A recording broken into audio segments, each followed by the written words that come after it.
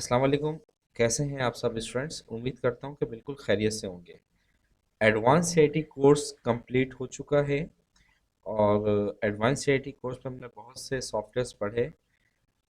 देखिए स्टूडेंट्स, आप याद रखिएगा कि एडवांस सीआईटी कोर्स में हमेशा जो सॉफ्टवेयर्स आपको पढ़ाए जाते हैं वो शॉर्ट्स में पढ़ाए जाते हैं, ठीक है।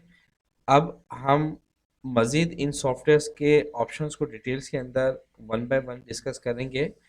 तो सीआईटी कोर्स आप तमाम स्टूडेंट्स ने सीखा, कैसा लगा ये भी आपने कमेंट्स में बताना है। उसके अलावा आप अगला कौन सा कोर्स करना चाहते हैं वो भी आपने कमेंट्स में मुझे बता देना है, ठीक है।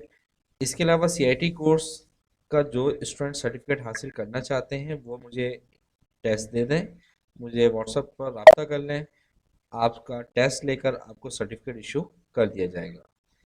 अपना बहुत ज़्यादा ख्याल रखिएगा। अल्लाह हाफिज़।